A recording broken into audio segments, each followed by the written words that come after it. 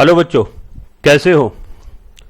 और आज हम एक बहुत ही इंटरेस्टिंग टॉपिक पढ़ने जा रहे हैं। और ये टॉपिक हम पढ़ने जरूर जा रहे हैं, लेकिन इस टॉपिक के बारे में हमको आइडिया पहले से बहुत कुछ है और इस टॉपिक के बारे में काफी सारा हमारे पास नॉलेज भी है। तो उस पर्टिकुलर नॉलेज को यूज करते हुए कहीं ना कहीं डिफरेंट नए नए एस्पेक्ट पढ़ते हुए इस टॉपिक को सम अप करेंगे। तो जब जब हम रीजनिंग की बात करते हैं, लॉजिकल रीजनिंग की बात करते हैं, तो इस पर्टिकुलर पार्ट में हम पहले ये जो थ्योरेटिकल चैप्टर है, थ्योरेटिकल एस्पेक्ट है, मैं इसे खत्म कराऊंगा। इसके बाद टॉपिक बाय टॉपिक हम सारे प्रैक्टिकल एस्पेक्ट, प्रैक्टिकल प्रॉब्लम्स का जहां सॉल्यूशन करते हैं उसे कंप्लीट करेंगे। क्या सर थ्योरी से भी क्वेश्चन आ सकता है 1 नंबर का? हाँ जी बिल्कुल, 1 मार्क्स का थ्योरी से भी क्वेश्चन आ सकता है। फैक्ट बेस्ड क्वेश्चन आईसीएसआई बहुत पूछता है, जहां पर आपको फैक्ट मालूम होना चाहिए। फैक्ट मालूम होगा तभी आप आंसर दे पाते हो। तो उसी तौर तरीके से हमने यहां पर नोट्स ड्राफ्ट किए हैं और कहीं ना कहीं आपने ये नोट कर लेने हैं। पीडीएफ के थ्रू ये नोट्स आपके पास पहुंच चुके होंगे। अगर बाई चांस किसी बच्चे को ये नोट्स नहीं मिले हैं, मैं अगेन रिपीट कर रहा हूं, बाई चांस किसी बच्चे को अगर ये नोट्स नहीं मिले, अगर वो बच्चा ब्रॉडकास्ट लिस्ट में ऐड नहीं है, या फिर कई बार क्या होता है आप ब्रॉडकास्ट लिस्ट में रिप्लाई में मैसेज नहीं करते हो। लेट सपोज मैंने आपको मैसेज सेंड किया और आपने रिप्लाई नहीं किया, मैं बार बार आपको 3 से 4 मैसेज सेंड कर रहा हूं, आप रिप्लाई नहीं कर रहे हो, तो ऑटोमेटिकली व्हाट्सएप मैसेज डिलीवर करना बंद कर देता है। 1-to-1 मैसेज 100% डिलीवर होता है, लेकिन ब्रॉडकास्ट मैसेज तभी डिलीवर होता है जब आपके कम्युनिकेशन आपस में बने रहे। तो बेटा जब भी इंस्टीट्यूट की तरफ से आपको व्हाट्सएप पर मैसेज आता है किसी नोट्स का, किसी कंटेंट का, किसी इंफॉर्मेशन का, तो ओके थैंक यू कर दिया करो। कभी कभार गुड मॉर्निंग, गुड आफ्टरनून भी करते रहा करो, अच्छा रहता है। जिससे क्या रहेगा, आपकी तरफ से ऐसा लगेगा कंपनी को कि प्रॉपर मैसेज आ रहे हैं सामने वाले की तरफ से। तो ये एक 2-वे कम्युनिकेशन है, ये कोई स्पैम मैसेज नहीं हो सकता। अगले मुद्दे पर चलता हूं बेटा। जो आज हमने टॉपिक पढ़ना है, पहले मैं उसकी तरफ बात कर लेता हूं। कहीं ना कहीं मैं रीजनिंग की बात कर लेता हूं। रीजनिंग हम आज जरूर पढ़ने जा रहे हैं, लेकिन ये रीजनिंग हमको ऑलरेडी पहले से ही काफी हद तक हमको आता है। और जब जब मैं इस टॉपिक को आगे कराऊंगा तो आपको फील भी होगा कि ये सारे लॉजिक तो कहीं ना कहीं बहुत बड़ा एस्पेक्ट नहीं है, और ऐसा ना भी बताया जाता तो शायद हम ये कर सकते थे। क्योंकि रीजनिंग की जब हम बात करेंगे, बचपन से बहुत सारे डिसीजन हम रीजनिंग बेसिस पर लेते रहे हैं। यस या नो?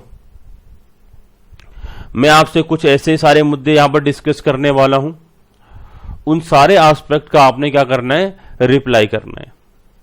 रीजनिंग कहीं ना कहीं डिसीजन मेकिंग में बहुत ज्यादा यूज होती है, और सीएस को अपनी लाइफ में बड़े सारे डिसीजंस लेने होते हैं, और उन डिसीजंस में बहुत बड़े मेजर सेगमेंट का फाइनेंशियल स्टेक इन्वॉल्व होता है बेटा।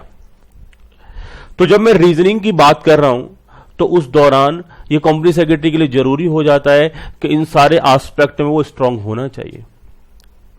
और आईसीएसआई का ये वेलकमिंग स्टेप कह सकते हैं, बहुत अच्छा स्टेप उन्होंने लिया कि बच्चों को इन डिटेल, इन डेप्थ में हम अकाउंट्स तो पढ़ा ही रहे हैं एग्जीक्यूटिव लेवल पर, लेकिन कहीं ना कहीं बेसिक लेवल पर, यानी कि सीएस ईईटी लेवल पर भी, अगर हम बात करें CS executive entrance test level पर भी, आपको वो कुछ ऐसा सिखा रहे हैं, कुछ ऐसी कैपेबिलिटी आपकी जनरेट कर रहे हैं जो आपको बाद में जाकर के लेटर ऑन काम आए। हमने कहीं ना कहीं इसे मार्क्स लाने के लिए भी पढ़ना है, और अपने आप को स्ट्रांग बनाने के लिए, अपने आप को कहीं ना कहीं एक लॉजिकल पर्सन बनाने के लिए भी कई बार इन सारे एस्पेक्ट को पढ़ना है। हमारा माइंड ज्यादा बेटर ढंग से कहीं ना कहीं नए नए थॉट प्रोसेस जनरेट कर पाएगा। ये कहीं ना कहीं इस पर्टिकुलर रीजनिंग की कैपेबिलिटीज रहेंगी। तो जब मैं रीजनिंग की बात करूंगा तो इन सारे मुद्दों पर बात करेंगे, और कहीं ना कहीं ये प्रोफेशनल डेवलपमेंट के लिए बहुत जरूरी भी है, तो इसलिए इसे इंटरेस्ट के साथ पढ़ना चाहिए। और बहुत कुछ क्रिटिकल नहीं है, समझ में आएगा, मजा ही बड़ा आएगा। तो रीजनिंग की अगर हम बात करें, पहली बात, जब किसी भी सब्जेक्ट मैटर की बात करते हैं, किसी भी एस्पेक्ट की बात करते हैं, तो हम कह सकते हैं कि इट इज अ प्रोसेस। क्योंकि हर एक सब्जेक्ट मैटर में कुछ ना कुछ इनपुट, देन प्रोसेस और आउटपुट मिलता है। एक स्टेप बाय स्टेप अप्रोच भी होती है। तो रीजनिंग इज द प्रोसेस। और ये किस बात का प्रोसेस है?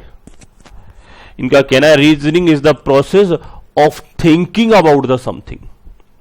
किसी एस्पेक्ट के बारे में सोचते रहना ही क्या है, रीजनिंग है। एंड वर्ड लगा के क्या बोला, मेकिंग ए जजमेंट और डिसीजन। मतलब एस्पेक्ट के बारे में सोचो, समझो और डिसीजन लो। दैट मीन्स जब जब हम रीजनिंग की बात करते हैं तो रीजनिंग एक डिसीजन मेकिंग के लिए एक बेस्ट टूल रहता है, और कहीं ना कहीं रीजनिंग डिसीजन लेने से पहले एक थॉट प्रोसेस डेवलप करने का भी प्रयास करना होता है। टाइम टाइम पर आपने भी बहुत सारे रीजनिंग फंडामेंटल यूज किए हैं। आपने नहीं सीखा ये सब्जेक्ट, इसके बावजूद भी लाइफ में आप रीजनिंग बेसिस पर डिसीजन लेते रहे। बचपन में जब छोटे थे किसी से झगड़ा हो गया स्कूल कॉलेज में, और जिससे झगड़ा हुआ उसकी साइड में 10% थे, आप अकेले थे, क्या उसे चाटा मारोगे? क्या उससे झगड़ा करोगे? क्या उससे आप शब्द बोलोगे? बच्चे कह रहे नहीं सर, पिटना थोड़ी था, उस दिन नहीं, चांस कभी और देखेंगे। जैसे घर में ब्रदर सिस्टर्स होते हैं, अब एक ब्रदर ने या सिस्टर ने दूसरे को कहीं ना कहीं किसी भी तरीके से परेशान किया। अब दूसरा उस दौरान बदला तो ले सकता था, लेकिन पेरेंट्स का डर था। हमने लॉजिक लगाया, आज ये सही वक्त नहीं, आज हमारा दिन नहीं है, कभी हमारा भी दिन आएगा। इंतजार करते हैं और फिर उस पर्टिकुलर टाइम पर हम भी अटैक कर रहे होते हैं। मैं आपसे कहना चाह रहा हूं कि टाइम टाइम पर हमको किसी ने सिखाया नहीं कि कब सही डिसीजन लेना चाहिए। कई बार छोटे छोटे बच्चे होते हैं, बहुत शरारतें करते हैं, जब उनकी पिटाई होती है तो उनके पास बहुत अच्छे अच्छे प्लेसेस होते हैं, बेड के नीचे घुस जाना। अब वो बेड के नीचे चले गए, अब पेरेंट्स उन्हें बाहर थोड़ी ना निकाल सकते हैं। जैसे मदर की बात करते हैं तो मदर पिटाई कर रही है सारे बच्चों की एक तरफ से, जब होता है ना कई बार घर में लाइन लगा के पिटाई होती है, एक की पिटाई चल रही थी तो बाकी सारे क्या होते हैं, गायब हो जाते हैं, अंतर ध्यान हो जाते हैं। अंतर ध्यान मतलब समझते हो ना बेटा, आजकल तो रामायण महाभारत चल रहा है, बहुत कुछ समझ आ गया होगा। अंतर ध्यान मतलब गायब हो जाना अचानक से, कोई बेड के नीचे चला गया, कोई कहीं चला गया, कोई कहीं चला गया, और ऐसी जगह पर जाते जहां से एसेस उनका ना हो पाए। तो ये सारी बातें किसने सिखाई? किसी ने कहा था कि जब पिटाई हो तो बेड के नीचे चले जाना? सर ऑटोमेटिकली घर से बाहर भाग जाना, बड़े बुजुर्गों के पास चले जाना, क्योंकि वहां पर जाकर के मदर आपकी पिटाई नहीं करेंगे। तो मैंने आपसे क्या बोला, रीजनिंग कहीं ना कहीं बचपन से हमारे पास होती है, क्योंकि हमारे पास ह्यूज इंटेलेक्चुअल है, और वो इंटेलेक्चुअल टाइम टाइम पर रीजनिंग कंसेप्ट ऑटोमेटिकली अप्लाई करता है। बट कई बार उसे थोड़ा सा वाइडर लेवल पर या अपनी प्रैक्टिकल प्रॉब्लम्स में जगह जगह अगर हम यूज करना चाहते हैं तो उससे रिलेटेड सब्जेक्ट मैटर हम यहां पर डिस्कस करेंगे। एस्पेक्ट वही है, बट यहां पर आपको टेक्निक सिखाई जा रही है। जैसे मैं आपको जब जब इकोनॉमिक्स पढ़ाई करता हूं तो मैं आपसे बोलता हूं कि बेटा इकोनॉमिक फंडामेंटल की अगर हम बात करें तो लाइफ की हर एक सेगमेंट में इकोनॉमिक्स से कनेक्टेड फंडामेंटल है, और टाइम टाइम पर हम उसे यूज करते चले आ रहे हैं। लेकिन आज हम इकोनॉमिक्स को एक सब्जेक्ट की तरह पढ़ते हैं। सेम वे यहां मैं रीजनिंग की बात कर रहा हूं, तो रीजनिंग को भी हम टाइम टाइम पर बहुत जगह यूज करते रहे, लेकिन अभी हम इसे सब्जेक्ट की तरह पढ़ रहे हैं। बात क्लियर हो गया? तो रीजनिंग की मैं बात करने वाला हूं, लॉजिकल रीजनिंग की मैं बात करने वाला हूं। तो रीजनिंग के बारे में फर्स्ट पॉइंट हमने यहां नोट किया, sir reasoning is the process. Sir किस बात का प्रोसेस है? थिंकिंग अबाउट द समथिंग, किसी एस्पेक्ट के बारे में सोचना एंड कोई जजमेंट लेना या फिर कोई डिसीजन लेना। बात समझ रहे बेटा? इसके साथ साथ मैं आपके माइंड में एक बात और डाल देना चाहता हूं, हम जब जब यहां पर नोटिंग कर रहे हैं तो ये नोटिंग आपको ऑब्जेक्टिव क्वेश्चंस में बहुत हेल्प दिलाएगी। जब बेयर टेक्स्ट आप पढ़ते हो तो आइडेंटिफाई करना आपके लिए मुश्किल हो जाता है कहां से 1 मार्क्स का क्वेश्चन बन सकता है। ठीक है, अगर मैं फर्स्ट पॉइंट से क्वेश्चन यहां पर ड्राफ्ट करने का प्रयास करूं तो reasoning is the process of, और नीचे ऑप्शन दे रखे हैं। Point number A, thinking about something. Point number B, making a judgement और decision. Point number C, both. Point number D, none of these. तो क्या टिक करोगे? बोथ, क्योंकि यहां पर हम थिंकिंग भी कर रहे होते हैं और साथ ही साथ जजमेंट भी ले रहे होते हैं। आगे इन्होंने बोला thinking is a just mental process. जब जब हम थिंकिंग की बात करते हैं इट्स अ मेंटल प्रोसेस, यानी कि हम एक मानसिक तौर पे कोई काम कर रहे हैं, कोई प्रोसेस कर रहे हैं, दैट इज नोन एज कहीं ना कहीं थिंकिंग, विच प्रोड्यूस थॉट्स। और थिंकिंग टाइम टाइम पर थॉट्स प्रोड्यूस करती है, but reasoning is a mental process that uses logic. जब हम सिर्फ थिंकिंग की बात करते हैं तो कहीं ना कहीं हमारे मानसिक तौर से वो प्रोसेस जो सिर्फ आपके लिए प्रोड्यूस क्या कर रहा है, थॉट्स, आइडियाज प्रोड्यूस कर रहा है। लेकिन जब हम उसी मेंटल प्रोसेस को, जब उन्हीं मेंटल प्रोसेसेस को हम लॉजिक फाइंड आउट करने में यूज करेंगे, तो कहीं ना कहीं वो क्या हो जाएगी, रीजनिंग हो जाएगी। एक पर्सन के माइंड में लॉट मोर थॉट आते ही रहते हैं। और आप कभी नोटिस करना, उनमें से कितने थॉट्स पर आप वर्कआउट करते हो, कितने थॉट्स पर आप काम करते हो, कितने थॉट्स को आप लॉजिकल वे में यूज करते हो, नहीं करते हो। सिर्फ थॉट्स आ रहे हैं तो वो रीजनिंग नहीं हो सकती। जब उन्हीं मेंटल प्रोसेसेस को एक लॉजिकल वे में यूज किया जा रहा होता है, तो उसी को हम क्या बोलना स्टार्ट कर देते हैं, रीजनिंग।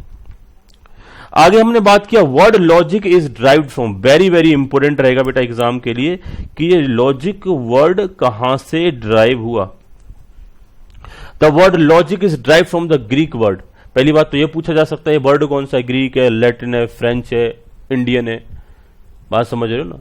तो यहां पर क्या टिक करोगे, ग्रीक वर्ड। तो word logic is drive from the Greek word logos which means thought. इसका मतलब क्या होता है, थॉट, और वर्ड एक्सप्रेसिंग आइडियाज, या फिर हम ऐसे कह सकते हैं वो सारे वर्ड्स जो आइडियाज एक्सप्रेस करते हैं, argument, reasons etcetera. One of the fundamental skills of the effective thinking is the logical reasoning. अगर हम कहना चाहते हैं कि हमारी थिंकिंग एक इफेक्टिव है, तो वही हमारा क्या हो जाएगा, लॉजिकल रीजनिंग। मतलब जस्ट थॉट आ रहे हैं तो वो रीजनिंग नहीं हो सकती। वो भी एक थॉट आना भी अपने आप एक मेंटल एक्सरसाइज होती है, लेकिन उन्हीं थॉट्स को अगर हम यूज करते हैं लॉजिकल वे में, तो वही हमारा क्या बन जाता है, लॉजिकल रीजनिंग। दूसरा इन्होंने बोला कि जब थिंकिंग इफेक्टिव हो जाती है तो वही तो बन जाती है लॉजिकल रीजनिंग। तो जब हम बात कर रहे हैं, यहां से एक क्वेश्चन बनेगा, अगर पर्टिकुलर पॉइंट से अगर क्वेश्चन पूछा जाएगा कि word logic is drive from which word, तो ग्रीक, कहीं ना कहीं लैटिन, फ्रेंच या नन ऑफ दिस, तो आप क्या टिक करो, ग्रीक वर्ड। और कौन सा वाला वर्ड है, लोगोस। तो ये भी क्वेश्चन यहां से पूछा जा सकता है। अगले मुद्दे पर अगर हम बात करेंगे, यहां पर एक डायग्राम के थ्रू हमने प्रेजेंट किया है कि लॉजिकल थिंकर्स क्या करेंगे, ऑब्जर्व करेंगे और एनालाइज। एक थिंकर का काम क्या होगा, पहले ऑब्जर्व और एनालाइज करने का होगा। वो क्या ऑब्जर्व करेगा, फिनोमिना, कोई रिएक्शन या कोई फीडबैक। जब हम बात करेंगे फिनोमेना, रिएक्शंस, फीडबैक को हम ऑब्जर्व करेंगे या फिर एनालाइज करेंगे, और उसके बाद then draw conclusion based on that input. और इन्हीं सारे एस्पेक्ट के बेसिस पर हम क्या निकालेंगे, कंक्लूजन। और finally these all are inferences. जब हम बात करते हैं फिनोमेना, जब हम बात करते हैं रिएक्शन या फिर फीडबैक, दैट मीन्स जिन मुद्दों के आसपास हमारी थिंकिंग चल रही होती है, उन्हीं को क्या बोला जाता है, इन्फेरेंसेस। तो हमने बात किया लॉजिकल थिंकर ऑब्जर्व करेगा, एनालाइज करेगा फिनोमेना, रिएक्शन, फीडबैक, और देन कंक्लूजन ड्रॉ करेगा बेस्ड ऑन दैट इनपुट। इन्हीं सारे इनपुट के बेसिस पे कंक्लूजन निकालेगा, और इन्हीं सारे कंक्लूजन्स को हम बेसिकली क्या बोलते हैं, इन्फेरेंसेस। ठीक बात है। अगले मुद्दे पर चलते हैं। Inferences are the connections between the given sentences और फैक्ट। जब इन्फेरेंसेस की बात की जाएगी, व्हाट इज इन्फेरेंसेस, तो हम क्या बोलेंगे, ये कनेक्शंस होते हैं गिवन सेंटेंसेस। ये कनेक्शन सेंटेंसेस के बीच में हो सकते हैं और फैक्ट के बीच में भी हो सकते हैं। बात क्लियर हो गया। जब हम बात करते हैं लॉजिकल रीजनिंग, किसी पर्टिकुलर पर्सन की कोर्ट में गवाही चल रही है और जिसके फेवर में वो गवाही दी जा रही है वो उसका रिलेटिव है, तो एक कनेक्शन हो गया। और इसी कनेक्शन के बेसिस पर हमारे माइंड में, अगर हम बीइंग अ जज अगर ये एनालाइज कर रहे हैं, तो हम क्या बोलेंगे, वो तो उसका रिलेटिव है, वो तो उसके फेवर में बात करेगा। तो माइंड में कुछ ऑटोमेटिकली थॉट प्रोसेस डेवलप हो गया। अगर उस थॉट प्रोसेस को सिस्टमेटिकली उस केस में जजमेंट देने के लिए यूज कर रहे हैं, तो हमारा क्या हो गया, रीजनिंग। तो आइडेंटिफाई हमने कैसे किया कि अगर वो पर्सन उसका रिलेटिव है तो उसके फेवर में ही जजमेंट देने के चांसेस ज्यादा है, उसके फेवर में ही बोलने के चांसेस ज्यादा है। तो हमने बोला inferences are the connections between the given sentences और फैक्ट्स। सेम वे उसको हम सेंटेंसेस और फैक्ट में भी अप्लाई कर सकते हैं, जैसा हमने उस पर्टिकुलर कोर्ट केस के लिए उस एग्जांपल को यहां पर लेके चले। जब हम बात करते हैं बेटा इन्फेरेंसेस और कनेक्शंस, तो inferences and connection are the basic building block of the logical reasoning. इनका कहना है कि जो हमारे आपस में कनेक्शंस होते हैं, जिनके बेसिस पर हम कंक्लूजन निकाल रहे होते हैं, जो इन्फ्रेंसेस होते हैं, ये बेसिक बिल्डिंग ब्लॉक्स होते हैं। इनके बिना रीजनिंग हो पाना मुश्किल काम है। फॉर एग्जाम्पल के तौर पर मैं आपसे बात करूंगा, if there is a someone at door the dog will bark. एक सेंटेंस है कि अगर दरवाजे पे कोई होगा तो दरवाजे पर जो हमने कुत्ता रखा हुआ वो जरूर भौंकेगा। इन्फ्रेंसेस और कनेक्शंस की यहां बात करेंगे। इफ डॉग डिडंट बार्क, अगर कुत्ता हमारे दरवाजे पर नहीं भौंक रहा है, बात समझ रहे हो ना, तो इसका मतलब कि हमारे डोर पर कोई है नहीं, अदरवाइज होता तो कहीं ना कहीं हम ये आइडेंटिफाई करते कि कोई प्रॉब्लम है। जैसे नाइट में आपने कभी देखा हो गली के कुत्ते ज्यादा अचानक से चिल्लाने लगे, भौंकने लगे, घर में आपस में ऐसा डिस्कशन हो जाता, देखना जरा कोई चोर वगैरह तो नहीं आ गए, कहीं बाहर जो पार्किंग में खड़ी गाड़ियों कोई छेड़ तो नहीं रहा है, यस या नो। और अगर सब कुछ शांत है तो शायद हम ऐसा नहीं सोचते। If dog did not bark there is no one at the door, अगर कुत्ता नहीं भौंक रहा है तो हम ये आइडेंटिफाई कर पाएंगे हमारे दरवाजे पे कोई नहीं है। Just because dog barked doesn't mean there is a someone at the door. और अगला स्टेटमेंट में ये भी कह रहा हूं कि अगर कुत्ता दरवाजे पर भौंकता है, इसका मतलब ये भी नहीं होगा 100% कि दरवाजे पर कोई 100% होगा ही होगा। कई बार आपने देखा होगा कुत्तों को अनायास ऐसे ही भौंकना स्टार्ट कर देते हैं, बहुत बड़ा कोई रीजन नहीं होता, गली से कोई निकल के गया, उन्होंने दरवाजे पे भौंकना स्टार्ट कर दिया, हमारे दरवाजे पे कोई नहीं है लेकिन स्टिल उसने भौंकना स्टार्ट कर दिया। तो मैं आपसे बात कर रहा हूं कि हम कैसे जजमेंट निकालते हैं। कई बार हम घर के अंदर होते हुए ये माइंड में आ सकता है कि वो ऐसे ही कोई निकल के गया होगा, कई बार हमारे माइंड में ये भी आ सकता है कोई दरवाजे पे तो नहीं है। तो दोनों एस्पेक्ट हमारे माइंड में आ सकते हैं। इन्हीं को हम क्या बोलें, कहीं ना कहीं कनेक्शंस के बेसिस, इन्फ्रेंसेस के बेसिस पर हम माइंड में कुछ जजमेंट ले रहे हैं। Dog belongs to the people who live in the house. कई बार जो पर्सन घर में ही रहता है, जो ओनर है उस घर का, अगर डॉग उसी से डॉग जिससे बिलोंग करता है, अगर वो पर्टिकुलर पर्सन अगर गेट पर आ जाए तो शायद कुछ और तरीके से वो बिहेवियर करेगा।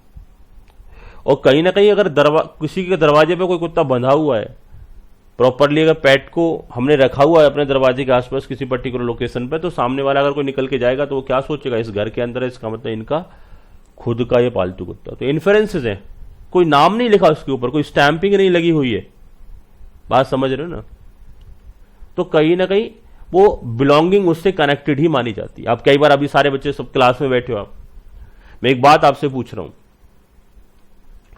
जिन जिन पेन से आप नोट डाउन कर रहे हो, क्या एक दूसरे के लिए क्या फील करोगे, ये पेन इसी का होगा या किसी दूसरे से लेके आया होगा, किसी दूसरे का होगा, ऐसा कुछ फीलिंग आएगा। मैं अपने इस पेन से लिख रहा हूं तो आपकी फीलिंग आएगी सर ये पेन आप ही का है, और हो सकता है ये पेन मुझे किसी और ने गिफ्ट में दिया हो, मेरा पेन ना हो, लेकिन अपारेंटली तो यही फील होता है ना कि आप ही का होगा। तो कई बार कुछ बिलोंगिंग्स को, कुछ एस्पेक्ट को हम रिलेट कर पाते हैं थ्रू द रीजनिंग। अगर कोई क्लासरूम में बैठ के नोट डाउन कर रहा है तो इसका मतलब कॉपी भी उसकी होगी और पेन भी उसको। आप ऐसा तो करते नहीं हो कि आप यहां पर मेरे से पढ़ रहे हो और नोट कर रहे हो अपने फ्रेंड्स की कॉपी में, ऐसा होगा क्या? या फ्रेंड से बोलोगे एक काम करना, तुम एग्जाम देने मत जाना, हम तुम्हारा एग्जाम दे करके आएंगे, हम अपना छोड़ देंगे लेकिन तुम्हारा देंगे। तो ऐसा कुछ होगा क्या? नहीं होगा, ये लॉजिकल नहीं है, ये हम भी जानते हैं, ये बिलोंगिंग्स, ये कनेक्टिविटी नहीं बन पाएगी। तो इनका कहना है रीजनिंग में बहुत सारी कनेक्टिविटीज बनती हैं, उन सारी कनेक्टिविटी को हम बेसिकली क्या कह सकते हैं, इन्फ्रेंसेस कह सकते हैं या फिर कनेक्शंस कह सकते हैं। अगले मुद्दे की बात करूं, logic is a universal part of the human experience और एटमॉस्फेयर। इनका कहना है जो लॉजिक है ना वो कहीं ना कहीं ह्यूमन एक्सपीरियंस का एक यूनिवर्सल पार्ट है, इसे आप ठुकरा नहीं सकते। जैसे बहुत सारे कार्टून नेटवर्क्स में या एक पर्टिकुलर पार्ट में मैंने एक देखा था, एक दिन एक मोगली करके एक सीरियल आ रहा था, बच्चे देखते रहते हैं, एक फिल्म टाइप का था। तो उसमें वो बच्चा जंगल में रहता है जंगली जानवरों के साथ, तो जंगली जानवर कोई लॉजिक नहीं लगाते, लेकिन कोई जुगाड़, उसे वो जुगाड़ वर्ड बोला करता था, कोई जुगाड़ नहीं लगाते। जानवरों ने उसे मना भी कर रखा था, वो भेड़ियों के साथ रहता था कि जंगल का ये रूल है कि यहां पर कोई जुगाड़ नहीं चलेगा, लेकिन वो बच्चा जुगाड़ या लॉजिक लगाया करता था। कैसे ऊपर से शहद निकालना है भालू के लिए, वो सारी बातें वो कहीं ना कहीं वो जानवर किया करता था। तो मैं आपसे वही बात कर रहा हूं बेटा, logic is a universal part. Human being के अंदर इनबिल्ट होता है कि वो लॉजिक लगाता ही लगाता है। Logic is a universal part of the human experience और एटमॉस्फेयर। जब हम एटमॉस्फेयर की बात करेंगे तो कहीं ना कहीं ह्यूमन से कनेक्टेड एटमॉस्फेयर मैं वो 100% अपनी लॉजिक लगाएगा। हमने यहां बात करी milieu is a French word indicate the atmosphere और इन्वायरमेंट। एग्जाम में क्वेश्चन आ सकता है कि मिली उसका एक ऐसा वर्ड है, तो ये कैसा वर्ड रहेगा? फ्रेंच वर्ड, और जो इंडिकेट किसकी तरफ करता है कि एटमोस्फियर और इन्वायरमेंट की तरफ इंडिकेट करता है। ऐसा वर्ड एग्जामिनेशन में आपसे पूछा जा सकता है, क्योंकि स्टडी मटेरियल में इस वर्ड को आपके यूज कर रखा है, तो वो कहीं ना कहीं आइडेंटिफाई करेगा या इंडिकेट करेगा किसकी तरफ? एटमोस्फियर की तरफ या फिर इन्वायरमेंट की तरफ। द ग्रीक फिलोसफर एरिस्टोटल की बात करते हैं तो लॉजिकल रीजनिंग में इनका काफी बड़ा रोल रहा। हालांकि हर एक पर्सन अपने आप में एक लॉजिकल रीजनिंग इनबिल्ड रखता है यानी मेंटेन करके चलता है। उसके अंदर भी हर एक वर्ड के अंदर हर एक पर्सन के पास भी एक लॉजिकल रीजनिंग अवेलेबल होती है, एक रीजनिंग अवेलेबल होती है। वो आपको बहुत सारे आंसर एक सही वे में दे सकता है बिना कुछ पढ़े हुए। सेम में इनका कहना है कि ग्रीक फिलोसफर एरिस्टोटल, जब हम एरिस्टोटल की बात करते हैं, is a known as the first person to develop system of the logical reasoning. यानी लॉजिकल रीजनिंग का सिस्टम डेवलप करने में एरिस्टोटल को एक फर्स्ट पर्सन के तौर पे जाना जा सकता है। तो एग्जामिनेशन का मोस्ट इंपोर्टेंट क्वेश्चन रहेगा कि लॉजिकल रीजनिंग की अगर हम बात करेंगे तो उसे डेवलप करने वाला फर्स्ट फिलोसफर कौन था? तो आप क्या बोलोगे? Aristotle. But there were already people in India and China working on the formal logic long before the Aristotle was born. But इनका मतलब ये नहीं है, मैंने आपसे एक ही बात बोली, लॉजिक्स कब क्रिएट हुई? जब ह्यूमन बीइंग रहा, जब से मानव रहा, जब से एक इंसान रहा, तब से लॉजिक टाइम पर रहे। तो हमारे यहां तो करोड़ों साल पहले से लॉजिक चल रहे हैं। डिफरेंट सभ्यताओं की बात की, सतयुग, द्वापुर, त्रेता, कलयुग, अभी कलयुग चल रहा है, ऐसे चरण बोले जाते हैं हिंदू धर्म में। और हम सतयुग के भी हमारे पास हमारे ग्रंथों में बड़े सारे फैक्ट्स मेंशन है, कलयुग, द्वापुर के भी, त्रेता के भी हैं, रामायण में आप देखते होंगे, महाभारत में आप देखते होंगे। ठीक है, तो यहां पर डिफरेंट तरीके से राजा रहे, उनके पास अस्त्र शस्त्र भी रहा करते थे, और वो लॉजिकल वे में कहीं ना कहीं बातें भी किया करते थे। जैसे आपने अर्जुन के बारे में सुना होगा आप सभी ने, और मैं हमेशा से बच्चों से कहता हूं, आपको टीचर क्या सिखा सकता है ये मैटर नहीं कर सकता। आप टीचर से कितना सीख सकते हो ये आपकी कहीं ना कहीं फीलिंग पर डिपेंड करता है। मैं आपको कितना भी बेस्ट पढ़ा लूं, मैं आपको कितना भी अच्छे से अच्छा बता दूं, लेकिन जब तक आप बेस्ट स्टूडेंट या बेस्ट परफॉर्म नहीं कर सकते, जब तक आपकी फीलिंग मेरे लिए बेटर नहीं होंगी। जिस दिन आप ये एज्यूम कर लोगे ना कि सर जो बता रहे हैं that was the well and good और इससे बेहतर कुछ हो ही नहीं सकता, तो एक ऑटोमेटिकली इनवर्ल्ड अनुशासन क्रिएट होगा कि जो मुझे बताया गया वो मुझे फॉलो करना है।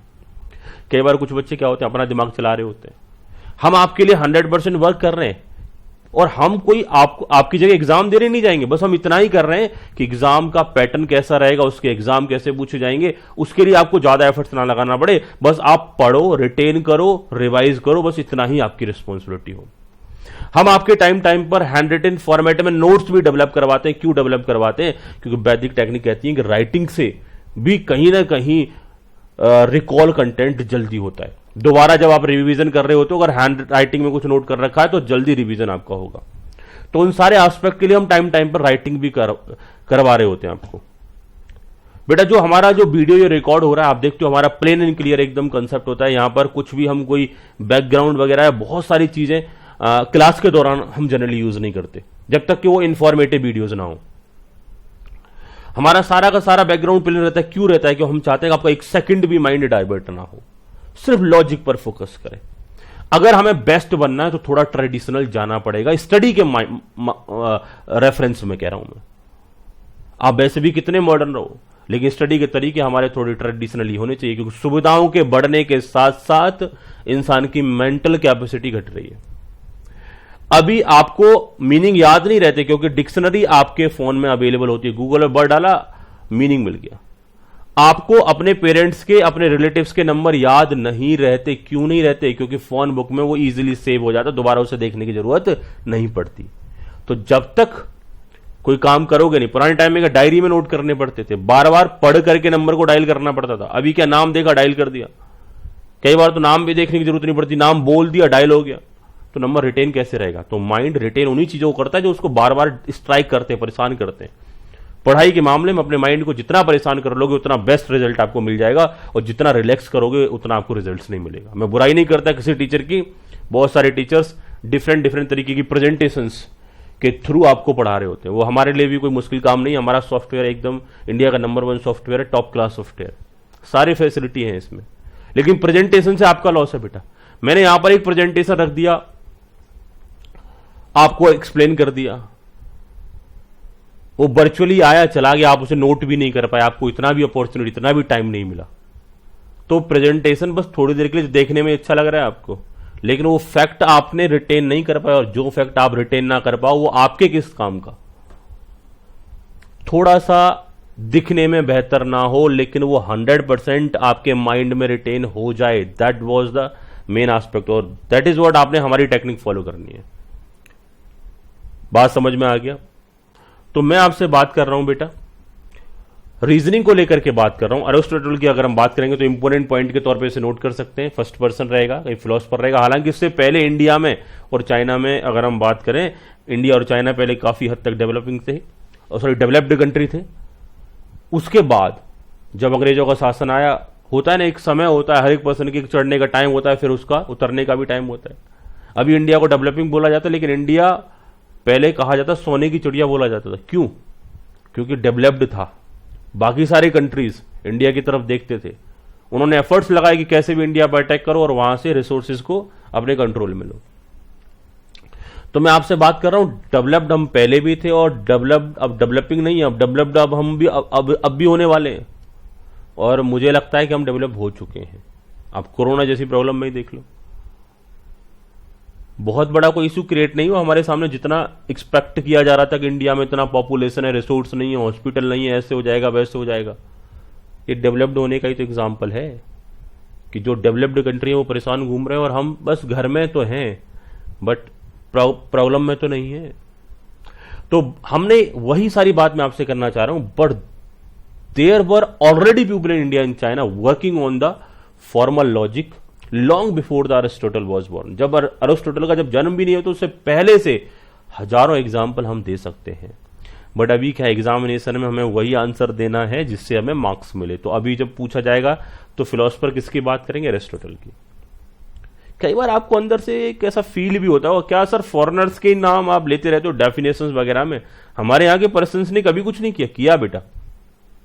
लेकिन हुआ क्या, जब हमारे ऊपर दूसरों ने शासन किया तो उन्होंने सारी चीजें अपनी इंपोज करने का प्रयास किया, हमारी चीजों को वो गायब करते गए। अब बाद में जब वो चले गए, हमारे पास कुछ था नहीं, तो फिर उन्हीं के कंटेंट को हमने कॉपी करना स्टार्ट किया, तो नाम भी तो उन्हीं के आ जाएंगे ना।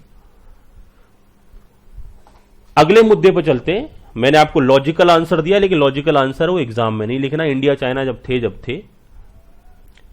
लेकिन अभी अगर हमसे फर्स्ट पर्सन के तौर पर पूछा जाएगा तो किसका नाम लेंगे? अरिस्टोटल का नाम लेंगे। हिस्ट्री ऑफ लॉजिक की अगर मैं बात करूं, यहां पर हम थोड़ा सा फ्लैशबैक में जाएंगे। हिस्ट्री की जब हम बात करते हैं तो कहीं ना कहीं हम बात करते हैं कि पहले क्या हुआ, एक स्टेप बाय स्टेप अप्रोच के थ्रू, पहले क्या था, फिर क्या था, फिर क्या था, उनसे कनेक्टेड मैटर को वेरी समराइज वे में बात करेंगे। क्योंकि हिस्ट्री की अगर हम बात करने बैठे तो हो सकता है अगले 4 महीने हम हिस्ट्री डिस्कस करते रहें, लेकिन उतना एग्जाम में नहीं आने वाला। और हालांकि जहां से कोई इंपोर्टेंट क्वेश्चन बनेगा मैं वहां टिक करवा दूंगा। An ancient India the Nasadiya Sukta of Rigveda contain various logical division. India के जो डिफरेंट वेद होते हैं उसमें से एक इंपोर्टेंट वेद है ऋग्वेद। तो हमने बात किया एंशिएंट इंडिया में, अगर हम ऋग्वेद की बात करें तो वहां काफी सारे लॉजिकल डिवीजन्स थे, और ऋग्वेदा का भी कौन सा वाला एस्पेक्ट? नसोदिया सुक्ता में बहुत सारे लॉजिकल डिवीजन्स थे। Later Nasadiya Sukta recast as the 4 circle of the Catuskoti. That means बाद में इसी नसोदिया सुक्ता को रिकास्ट कर दिया, रिफ्रेम कर दिया एक तरीके से, और इसे 4 सर्किल्स में डिवाइड किया, 4 सर्किल्स ऑफ द कॉटस्कोटी। और इन सर्किल्स का नाम क्या है? A not A and not A, not A and not A. तो यहां से आपका एक क्वेश्चन हो सकता है कि अगर हम एंशिएंट टाइम की बात करें तो जो रीजनिंग जो बेसिकली कहां से लिया गया? नसोदिया सुक्ता, ऋग्वेदा। दूसरा नसोदिया सुक्ता की अगर हम 4 सर्किल्स की बात करें तो वो क्या है? A not A and not A, not A and not A. ये 4 पार्ट आ सकते हैं। Which of the following is a circle of Catuskoti, ऐसे करके आ सकता है। तो आप क्या बोलोगे, A not A and not A. अगर ऐसे हो A double A triple A none of these, तो आप क्या टिक करोगे फिर ए, क्योंकि इन 4 सर्किल्स में से ए एंड नॉट ए, सेकंड क्या नॉट ए, डबल ए नहीं है कहीं पर, ट्रिपल ए नहीं है कहीं पर, तो ऐसे वो आपके लिए ऑब्जेक्टिव बना सकता है। या ऐसे भी दे सकता है A not A and not A all of these, तो आप क्या टिक करोगे all of these. But modern logic drives mainly from the Greek tradition by the Pluto and Aristotle. बट हम मॉडर्न लॉजिक्स की बात करें या मॉडर्न लॉजिकल रीजनिंग्स की बात करें तो इनका कहना है ग्रीक ट्रेडिशन से इसको लिया गया, और इसके पीछे प्लूटो और अरिस्टोटल का काफी बड़ा रोल रहा है, या फिर हम कह सकते हैं योगदान रहा है।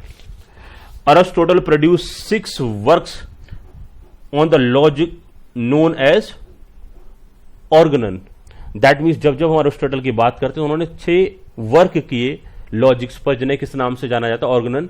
तो ये एग्जाम के लिए वेरी वेरी इंपोर्टेंट रहेगा। दैट मीन्स कि वो अरिस्टोटल के वर्क को किस नाम से जाना जाता था। First logic work of the Aristotle is known as the prior analytics, और पहले वर्क को क्या बोला जाता था, प्रायर एनालिटिक्स। ये भी एग्जाम के लिए एक फ्लैट क्वेश्चन रहेगा। इसके साथ कुछ लॉजिक में कुछ और ऑब्जेक्टिव बना सकते हैं, कुछ और पॉइंट दे सकते हैं, बट उसका एक पॉइंट क्या रहेगा, prior analytics. Aristotle define logic as the new and necessary reasoning, और अरिस्टोटल ने जब इसको डिफाइन किया लॉजिक को, तो उन्होंने क्या बोला, ये न्यू और नेसेसरी रीजनिंग ही होता है।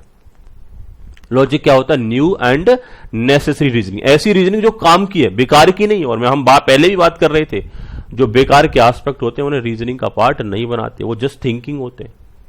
तो उन्होंने बोला न्यू और नेसेसरी रीजनिंग को ही हम क्या बोलेंगे, बेसिकली लॉजिक।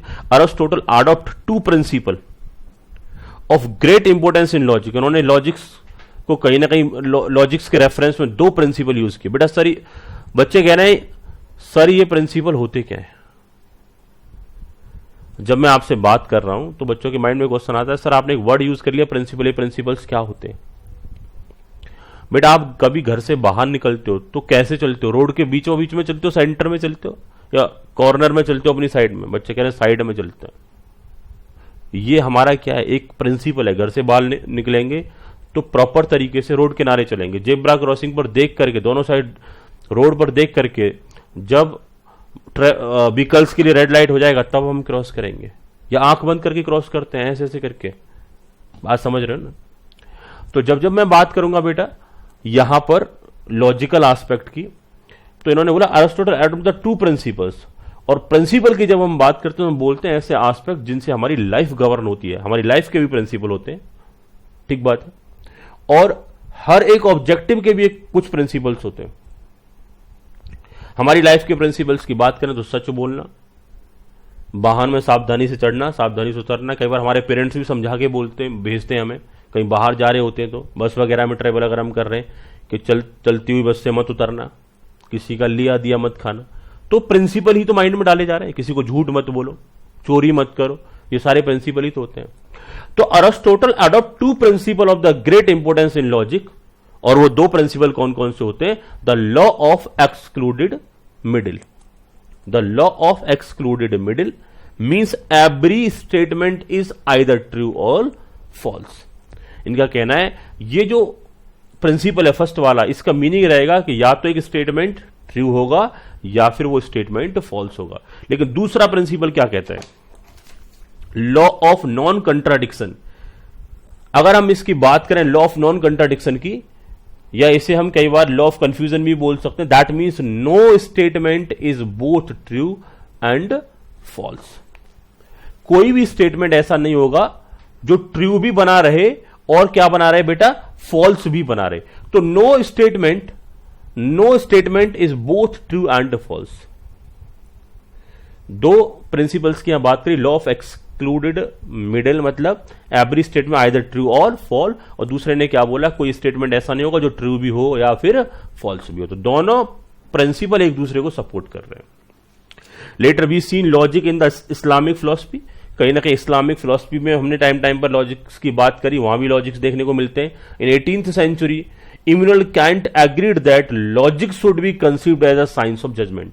सेम वही कंक्लूजन निकल के आ रहा है 18th सेंचुरी में भी, कि कहीं ना कहीं लॉजिक्स को साइंस ऑफ जजमेंट बोलना चाहिए, क्योंकि लॉजिक्स के बेसिस पर ही हम प्रॉपरली जजमेंट ले पाते हैं। इन 20th सेंचुरी की बात करें तो joint work on logic by the name of Principia Mathematica. That means एक ज्वाइंट वर्क किया गया, इसका नाम क्या था? Principia Mathematica. Align turning person का नाम है। The inventor of the modern computer was the logician rather than the thinker और इंजीनियर। अलाइन टर्निंग जिसकी बात करते हैं, जिन्होंने मॉडर्न कंप्यूटर को इन्वेंट किया, the inventor of modern computer was a logician, वो एक लॉजिशियन था, rather than thinker and engineer. Thinker और लॉजिशियन में बहुत डिफरेंस हो। थिंकर के माइंड में सिर्फ थॉट आएंगे, लेकिन लॉजिशियन के माइंड में उन्हीं थॉट्स के बेसिस पर, उन्हीं इन्फ्रेंसेस के बेसिस पर लॉजिक जनरेट होते हैं और उन्हीं लॉजिक्स को प्रॉपरली यूटिलाइज भी कर रहा होता है। That means his famous product was turning machine. और जब हम अलाइन टर्निंग की बात करते हैं तो उसका फेमस प्रोडक्ट क्या था? Turning machine. ये एग्जाम के लिए इंपॉर्टेंट रहेगा, ऐसा क्वेश्चन एग्जाम बन सकता है कि अलाइन टर्निंग का फेमस इन्वेंशन क्या था। अगला हेड रहेगा बेटा पॉइंट नंबर 3 हमारा रहेगा need and significance of the logic. Need and significance of the logic, इन सारे एस्पेक्ट को समझ लेते हैं। Sir what is the need and significance? What is the need and significance? यहां लॉजिक की बात करनी है। प्रैक्टिकल पॉइंट ऑफ व्यू से मैं सोसाइटी के डिफरेंट एस्पेक्ट की बात कर लेता हूं। सर हमको पानी की जरूरत क्यों होती है? पानी की नीड क्यों होती है? पानी से हम नहाते हैं, ना नहाएं तो बेकार लगेंगे। पानी हम पीते हैं, ना पिए तो हम सर्वाइव ही नहीं कर सकते। वो एक हमारे लिए बहुत अर्जेंट बेसिस पर रिक्वायर्ड होता है, कुछ टाइम तक ही हम चल सकते हैं। तो वाटर के भी बहुत डिफरेंट टाइप के नीड होते हैं और उन्हीं नीड्स की वजह से जिसके जितने ज्यादा नीड्स होंगे वो उतना ज्यादा ही सिग्निफिकेंट होता है आपके लिए। बेटा आज मैं आपको पढ़ा रहा हूं, आप मुझे पे भी कर रहे हैं और मुझे सुन भी रहे हैं। कई बार हम कॉमेडी मूवी भी नहीं सुनते, हम बोलते अरे क्या मूवी देखना, परेशान हो गए। चलो मैं तो आपके साथ कुछ इंटरेस्टिंग बात ही नहीं कर रहा हूं, तो कहीं ना कहीं फिर भी आप मुझे सुन रहे हैं, क्योंकि आपके लिए मेरा होना एक सिग्निफिकेंस है। जो जितना ज्यादा इंपोर्टेंट होता है उतना ही हम उसे सिग्निफिकेंट बोल सकते हैं, या कह सकते हैं जिसकी ज्यादा नीड होती है। अभी एग्जाम नजदीक आ रहा है, मेरी बहुत ज्यादा नीड है, तो मैं सिग्निफिकेंट भी तो बोला जा सकता हूं, यानी आपके लिए सिग्निफिकेंस रखता हूं। जब हम लॉजिक की बात करेंगे, क्या कोरोना की मेडिसिन अभी सिग्निफिकेंस रखती है? बच्चे कह रहे हैं सर बहुत रखती है। Logic investigates and classify the structure of statement and argument. हम नीड एंड सिग्निफिकेंस की बात कर रहे हैं, तो उन्होंने बोला लॉजिक की जब बात करते हैं तो कहीं ना कहीं इन्वेस्टिगेशन पॉइंट ऑफ व्यू से या क्लासिफिकेशन पॉइंट ऑफ व्यू से बहुत जरूरी होता है, जो डिफरेंट स्टेटमेंट को अलग कर देता है और उनके आर्ग्यूमेंट को इजीली आइडेंटिफाई कर पाता है, कौन सा आर्ग्यूमेंट बेटर है, कौन सा आर्ग्यूमेंट बेटर नहीं है। तो ये लॉजिक के थ्रू ही पॉसिबल है, अदरवाइज पॉसिबल नहीं। तो इसलिए लॉजिक का सिग्निफिकेंस है, it deals with the propositions और declarative sentences that are capable of being true and false.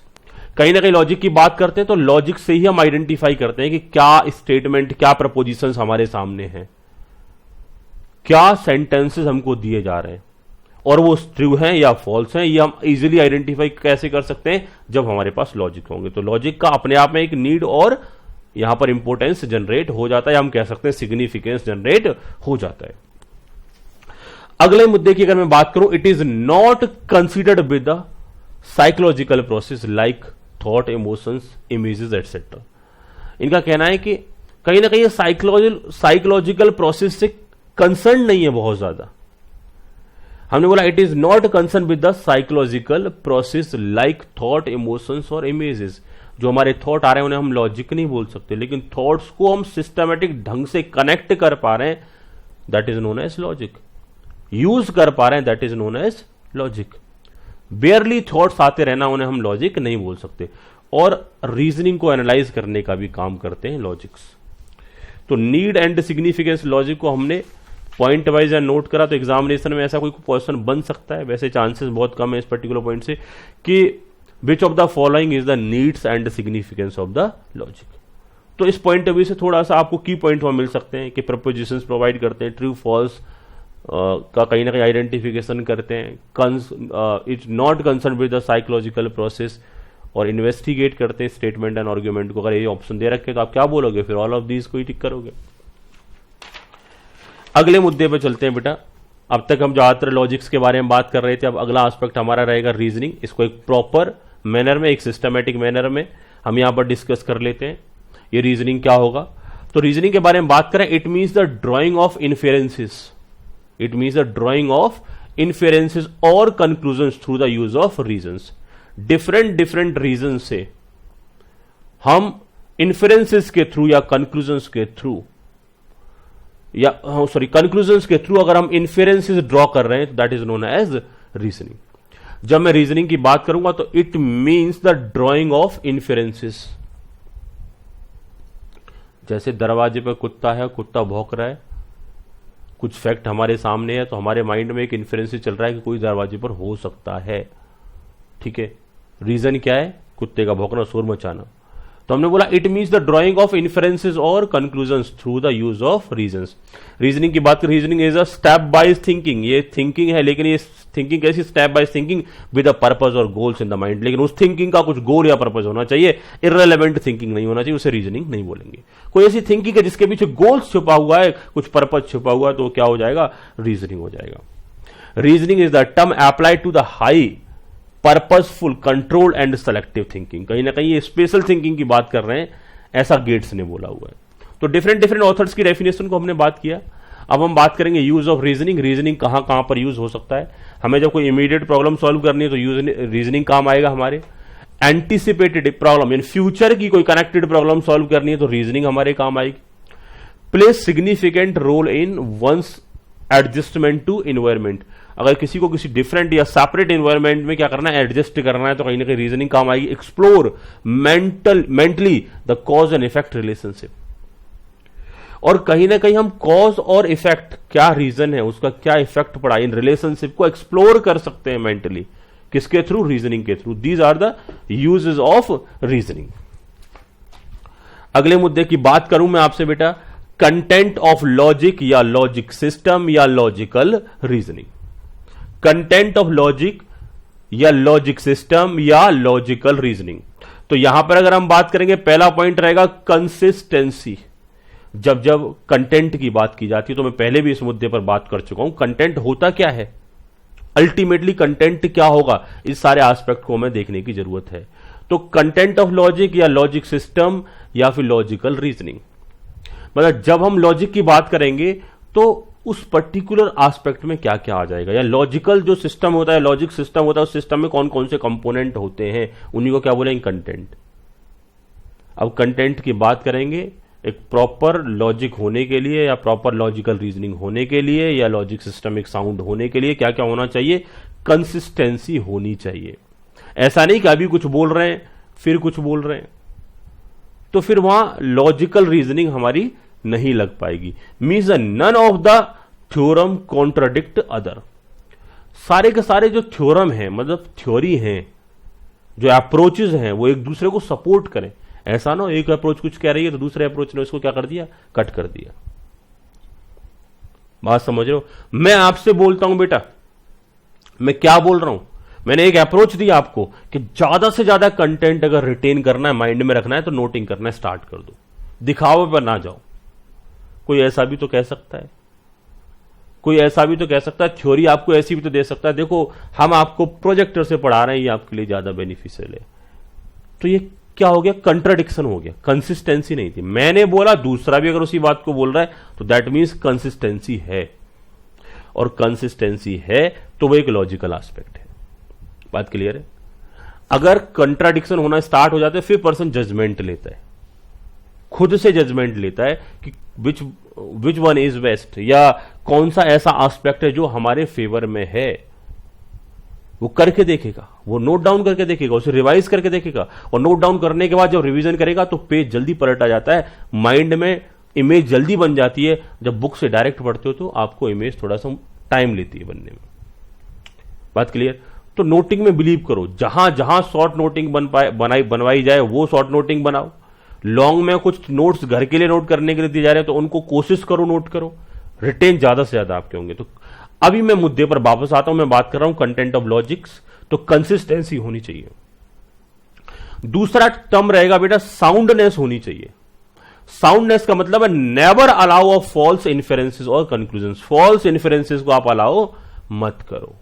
आपसे कोई बोले कि बिना पढ़े बिना नोट करे पास हो जाता है, आप उनसे क्या बोलोगे कि एग्जामिनेशन में क्या करेंगे, वहां ओरली थोड़ी ना आंसर दे के आना है, वहां नोट भी तो करके आना है। अभी ऑब्जेक्टिव क्वेश्चन है, अभी चलो सर्किल फिल कर देंगे, लेकिन एग्जीक्यूटिव में भी तो पास होना है। सिर्फ सीएस एग्जीक्यूटिव एंट्रेंस टेस्ट ही थोड़ी ना देना है, आगे जाके एग्जी भी तो देना है, एग्जीक्यूटिव भी तो पास करना है, प्रोफेशनल भी तो पास करना है, वहां आपको नोट करना पड़ेगा, वहां लिखना पड़ेगा। तो उसके लिए हमको अभी से रेडी होना है। 3 महीने बाद कोई अचानक से कोई बहुत बड़े हमारे अंदर भगवान प्रवेश नहीं कर जाएंगे कि सब कुछ हम सीख जाएंगे। हमको स्ट्रांग होना है तो अभी से ही होना है। हमको अपना बेस तैयार करना है, अभी से तैयार करना है। मोटिवेशन तैयार करना है तो अभी से तैयार करना है। मैं आपसे बात कर रहा हूं बेटा कंसिस्टेंसी को लेकर के। Consistency means none of the theorem contradict other. एक थ्योरम आपस में एक दूसरे को कंट्राडिक्ट ना करते हो। और साउंडनेस की अगर मैं बात करूंगा, never allow of false inference और कंक्लूजन्स। और अगर मैं बात करूंगा, अगला जो एस्पेक्ट है हमारा कंटेंट है, that is known as completeness. Completeness की बात करूंगा तो no true sentence can not be proved. No true sentence can not be proved. True sentence can be proved. Sir ये स्टेटमेंट समझ नहीं आ रहा, ये आप जो रीड आउट कर रहे हो, no true statement can not be proved. बेटा 2 नो आ गए, 2 नेगेटिव वर्ड जब एक साथ आते तो पॉजिटिव हो जाते। कंप्लीटनेस का मतलब आपको और के बाद समझ में आएगा, true sentence can be proved. True sentence automatically prove हो जाएंगे, और जो ट्रू नहीं होगा वो प्रूव नहीं होगा। तो मैंने क्या बोला कि no true can not prove. जो ट्रू नहीं होगा वो प्रूव नहीं होगा, जो ट्रू होगा वो प्रूव होगा। That is known as completeness. तो अगर आपसे कोई पूछे which of the following is the content of the logical reasoning, तो 3 पॉइंट्स आपके सामने आ गए, कंसिस्टेंसी, साउंडनेस और completeness. Consistency, soundness and completeness. अगर मैं टाइप्स ऑफ लॉजिकल रीजनिंग की बात करूं तो 2 तरीके की लॉजिकल रीजनिंग होती है। First one is deductive reasoning, तो second one is inductive reasoning. First one is deductive reasoning, second one is inductive reasoning. इन दोनों मुद्दों पर बात करेंगे एक छोटे से ब्रेक के बाद।